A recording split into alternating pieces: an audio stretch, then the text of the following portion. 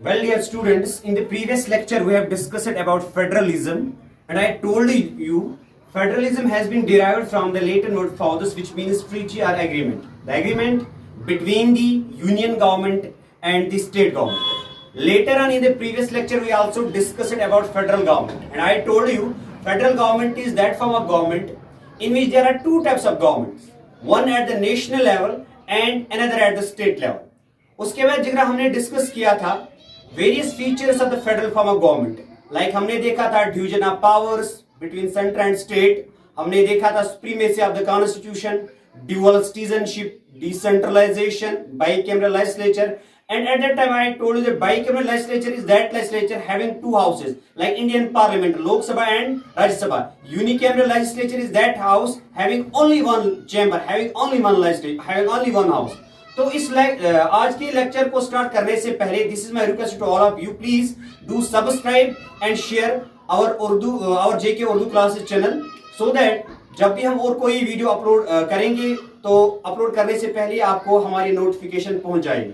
तो आज के लेक्चर के जिक्र अंदर हम डिस्कस करने वाले 7th शेड्यूल. हम देखने वाले हैं कि हालांकि आपको पता ही होगा in the Indian constitution there are 12 schedules and original articles 395 articles and 25 parts, originally 22 parts. ये याद रखिएगा, this is a very important point.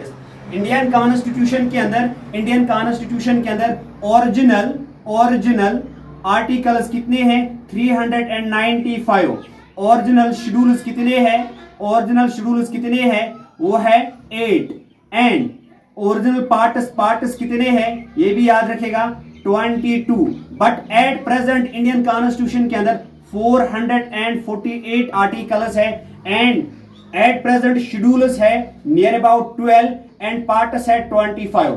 और इस लेक्चर के अंदर हम जिक्र जानने वाले हैं 7th schedule of the Indian constitution. 7th schedule of the Indian constitution ये कहता है कि जो legislative powers between central government and state government जो कि वेरियस लिस्ट्स के अंदर डिस्कस किए गए हैं, तो उन्हीं सारे लिस्ट्स को आज हम इस लेक्चर के अंदर डिस्कस करने वाले हैं. लेकिन पहले जगह आप इस ये जो यहाँ पे मैंने थोड़ा सा एक ग्राफ के जरिए मैं आपको समझाने की कोशिश करूंगा कि ये ओरिजिनली क्या है, न्यू क्या है, यूनियन लिस्ट क्या है, या स्टेट लिस्ट के अंदर कितने आइटम्स मेंशन है, कंकरेंट लिस्ट के अंदर कितने आइटम्स मेंशन है, ये मैं सबसे पहले आपको समझाने की कोशिश करूंगा. अगर हम ओरिजिनली बात करेंगे, यहाँ पे ओरिजिनली सिंपली मीन्स 26 जनवरी 1950 को Indian constitution come into force and at that time हमारे यूनियन लिस्ट के अंदर 97 आइटम्स मेंशन थे. और उस टाइम 26 जनवरी 1950 को हमारे स्टेट लिस्ट के अंदर कितने आइटम्स थे? स्टेट लिस्ट की मैं बात यहां पे करता हूं 66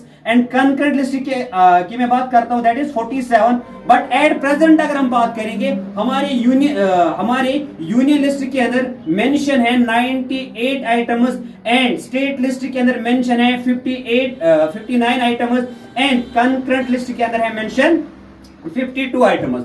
now in this lecture we will discuss about union list, state list and concurrent list. इस लेक्चर के अंदर हम जानने वाले हैं क्या होता है यूनियन लिस्ट, क्या होता है ये स्टेट लिस्ट एंड क्या होता है ये कंकरेंट लिस्ट, राइट? और इतना तो आपको इतना समझ में आया होगा कि originally here means 26 January 1950.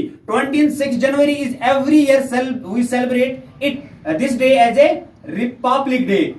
On this day the constitution of India came into force. Originally here simply means 26 January 1950 जो ये डेट है, तो इस डेट पे हमारी यूनियन लिस्ट के अंदर इतने आइटम्स मेंशन थे, स्टेट लिस्ट के अंदर इतने आइटम्स मेंशन थे एंड कंकरेंट लिस्ट के अंदर इतने आइटम्स मेंशन थे. एट प्रेजेंट हमारे इस यूनियन लिस्ट के अंदर इतने आइटम्स मेंशन है 98 आइटम्स और स्टेट लिस्ट के अंदर 59 एंड कंकरेंट लिस्ट के अंदर 52. नाउ जिगरा हम देखने वाले हैं यूनियन लिस्ट कौन सा लिस्ट होता है. एक्चुअली इन सिंपल वर्ड्स में हम ये कह सकते हैं union list is that list in which those items are mentioned which have national importance. मतलब कि हमारा यूनियन लिस्ट एक ऐसा लिस्ट होता है जिस लिस्ट के अंदर ऐसे आइटम्स या ऐसे सब्जेक्ट्स मेंशन होते हैं, ऐसे आइटम्स या ऐसे सब्जेक्ट्स मेंशन होते हैं जिनको नेशनल लेवल की इंपॉर्टेंस या हम कह सकते हैं जिनको नेशनल लेवल की सिग्निफिकेंस या एसेंशियलिटी होती है. लाइक अगर हम बात करेंगे डिफेंस के बारे में, अगर हम बात करेंगे फॉरेन अफेयर्स के बारे में, अगर हम बात करेंगे बैंकिंग के बारे में, अगर हम बात करेंगे करेंसी के बारे में, तो ये जो सारे के सारे आइटम्स है, कुल मिलाकर ये कितने items at present 98, but originally कितने थे 97। ये जो ये सारे के सारे आइटम्स है, इन सारे के सारे आइटमों के ऊपर जो हमारी नेशनल गवर्नमेंट होती है, या हम कह सकते हैं हमारी जो यूनियन गवर्नमेंट होती है, वही इन सारे आइटम्स के ऊपर लॉज बना सकती है, उनके अंदर अमेंडमेंट कर सकती है।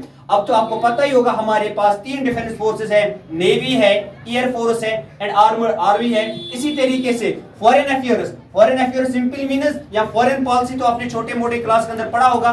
Foreign policy simply means policy of a nation with the rest of the world, मतलब इंडिया के ताल्लुकात बाकी दुनिया के साथ, या बाकी चाइना के ताल्लुकात बाकी रेस्ट ऑफ द वर्ल्ड के साथ, उनको कहा जाता है फॉरेन अफेयर्स। इसी तरीके से बैंकिंग की अगर हम बात करेंगे, या करेंसी की अगर हम बात करेंगे, करेंसी को फॉर एग्जांपल करेंसी की अगर हमें नई कोई करेंसी बनानी होगी, ये पावर हमारी सेंट्रल गवर्नमेंट की ही पास है। ये आइटम मेंशन है हमारे यूनियन लिस्ट के अंदर। और यहाँ पे एक छोटा सा वर्ड मैंने लिखकर रखा है यहाँ पे तुम्हारे लिए कि the union government alone can make laws on the above mentioned items. Above mentioned items here means हमारी फॉरेन पॉलिसी, हमारी बैंकिंग या करेंसी, मतलब जितने भी ये 98 आइटम्स एट प्रेजेंट हमारी यूनियन लिस्ट के अंदर मेंशन है, इन सारे आइटम्स के ऊपर हमारी जो यूनियन गवर्नमेंट है, या हमारी जो नेशनल गवर्नमेंट है, या सेंट्रल गवर्नमेंट है, वही इनके ऊपर कानून या उनके अंदर किसी किस्म की अमेंडमेंट, किसी किस्म की अल्टरेशन कर सकती है। तो इतना जगह आपको समझ में आया होगा कि यूनियन लिस्ट एक ऐसा लिस्ट होता है जिस लिस्ट के अंदर हमारे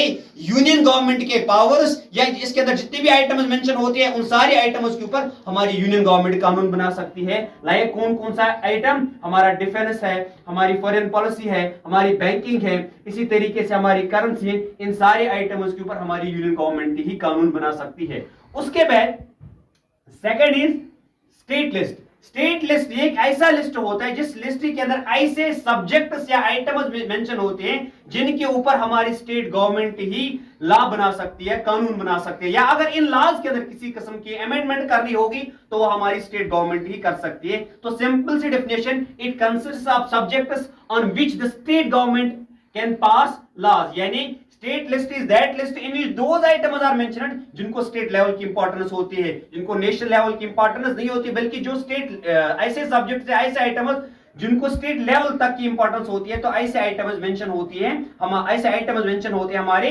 स्टेट लिस्ट के अंदर। लाइक अगर हम बात करेंगे पुलिस के बारे में, हमारे ट्रेड के बारे में, हमारे कॉमर्स के बारे में, एग्रीकल्चर के बारे में, मतलब एग्रीकल्चर एक छोटा मोटा आइटम है, कॉमर्स ट्रेड वगैरह है। इसी तरीके से पुलिस, जेड के पुलिस जो है, लाइक फॉर एग्जांपल अगर हम पुलिस की बात करेंगे, जेड के जो हमारा पुलिस है, उस पुलिस के अंदर अगर किसी किस्म की चेंज वगैरह करनी होगी तो वो हमारी स्टेट गवर्नमेंट ही कर सकती है, न कि हमारी सेंट्रल गवर्नमेंट, क्योंकि ये सारे के सारे आइटम्स हमारे इस 7th शेड्यूल के अंदर मेंशन है, जो कि इंडियन कॉन्स्टिट्यूशन का एक इंपॉर्टेंट शेड्यूल है।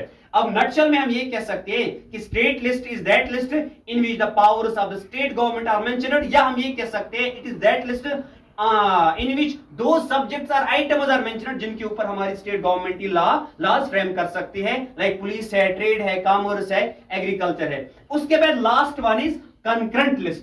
कंकरेंट लिस्ट एक ऐसा लिस्ट होता है, एक सिंपल सी definition, it consists of subjects having common importance to both the union government and the state government. मतलब कि कंकरेंट लिस्ट एक ऐसा लिस्ट होता है जिस लिस्ट के अंदर ऐसे आइटम्स मेंशन होते हैं जिनको स्टेट लेवल की इंपॉर्टेंस भी होती है और जिनको यूनियन या नेशनल इंपॉर्टेंस भी होती है। मिसाल, या एक ऐसे आइटम्स जो जिनके ऊपर स्टेट गवर्नमेंट भी लॉ बना सकती है और यूनियन गवर्नमेंट भी लॉ बना सकती है, तो ऐसे आइटम्स मेंशन होते हैं एक लिस्ट के अंदर, जिस लिस्ट को कहा जाता है concurrent list.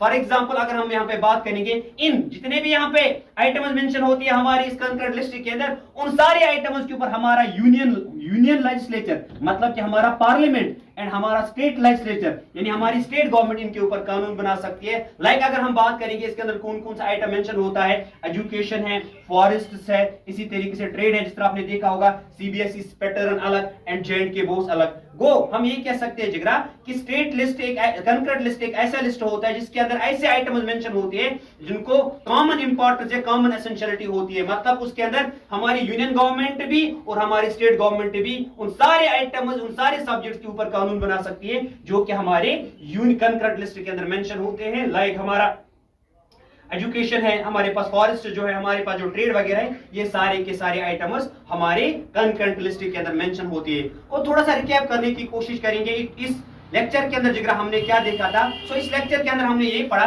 7th schedule of the Indian constitution, जो कि डिवाइड करता है legislative powers between central government and state government on various lists. वो लिस्ट इस तरह है, हमारे पास जो यूनियन लिस्ट है, हमारे पास जो स्टेट लिस्ट है, हमारे पास जो कंकरेंट लिस्ट है। And I told you concurrent list कौन सा लिस्ट होता है जिसके अंदर ऐसे आइटम्स मेंशन होते हैं जिनको नेशनल इंपॉर्टेंस होती है, लाइक फॉरेन अफेयर्स, डिफेंस, इसी तरीके से banking and currency. Later on we discussed in this lecture state list क्या होता है। तो स्टेट लिस्ट के अंदर कौन कौन से आइटम्स मेंशन होते हैं, लाइक पुलिस है, लाइक ट्रेड है, लाइक कॉमर्स है, लाइक एग्रीकल्चर है। और इन सारे आइटम्स के ऊपर, इन सारे सब्जेक्ट्स के ऊपर हमारी स्टेट गवर्नमेंट ही कानून बना सकती है। Later we also discussed in this lecture कि कंकरेंट लिस्ट कौन सा लिस्ट होता है जिसको, जिनके अंदर ऐसे, इस लिस्ट के अंदर ऐसे सब्जेक्ट्स या ऐसे आइटम्स मेंशन होते हैं जिनको कॉमन इंपॉर्टेंस होती है। मतलब इसके अंदर जितने भी आइटम्स मेंशन होते हैं उनके ऊपर हमारी स्टेट गवर्नमेंट भी और हमारी यूनियन गवर्नमेंट भी कानून बना सकती है। लाइक हमारा एजुकेशन है और हमारी फॉरेस्ट है और हमारे हमारा ट्रेड है। लेकिन अब एट द एंड एक इंपॉर्टेंट वो आइटम जो न इस लिस्ट